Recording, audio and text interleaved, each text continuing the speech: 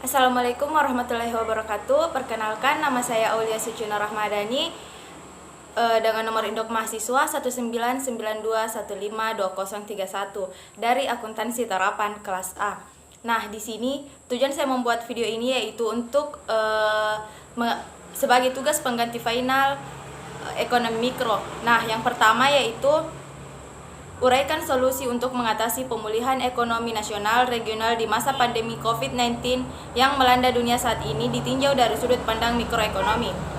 Pandemi corona atau COVID-19 menimbulkan setidaknya 3 dampak terhadap perekonomian Indonesia, yaitu penurunan pertumbuhan ekonomi, peningkatan pengangguran, dan peningkatan kemiskinan.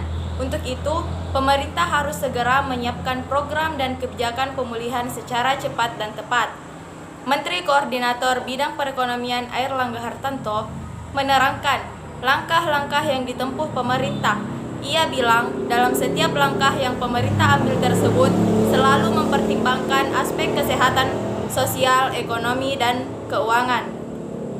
Langkah pertama yaitu program exit strategi, yaitu pembukuan ekonomi secara bertahap menuju tatanan kenormalan baru. Kemudian yang kedua yaitu Program Pemulihan Ekonomi Nasional atau sering disingkat dengan PEN. Ketiga, reset dan transformasi ekonomi. Nah, yang kedua yaitu uraikan solusi mengatasi masalah pembebasan lahan tersebut dilihat dari sudut pandang mikroekonomi. Di sini yang kedua saya mengambil materi atau subtema yaitu pembebasan lahan. Nah, pembangunan senantiasa menimbulkan polemik dan konflik kepentingan antara pemilik tanah dan negara yang menjamin hak kepemilikan atas tanah pemerintah atas tanah.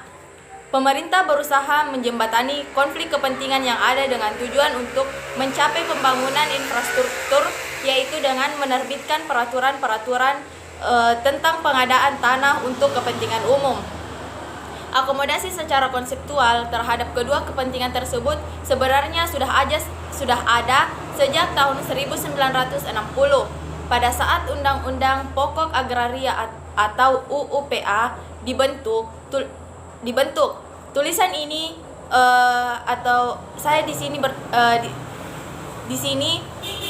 bertujuan untuk menjelaskan bahwa pengadaan tanah atau pembebasan lahan untuk kepentingan umum dikaitkan dengan pelepasan atau pencabutan hak atas tanah dan hak menguasai oleh negara dalam proyek normalisasi waduk fluid tidak melanggar hukum dan hak asasi manusia. Hal tersebut sudah sesuai dengan tujuan pokok UUPA, yaitu untuk kepentingan umum demi kesejahteraan seluruh masyarakat. Masalah pembebasan tanah yaitu kegiatan untuk mendapatkan tanah dengan cara memberikan ganti rugi kepada yang berhak atas tanah tersebut belum diatur secara rinci dalam Undang-Undang Pokok Agraria atau UUPA. Pemenuhan kebutuhan tanah untuk pembangunan semula diketahui dengan pembebasan tanah untuk keperluan pemerintah dan pembebasan tanah untuk keperluan swasta.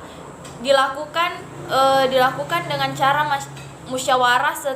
musyawarah yang setara antara pemilik tanah dan pihak pembebas. Pengawasan dalam pelaksanaannya dilakukan oleh kepala daerah atau bupati ataupun wali kota.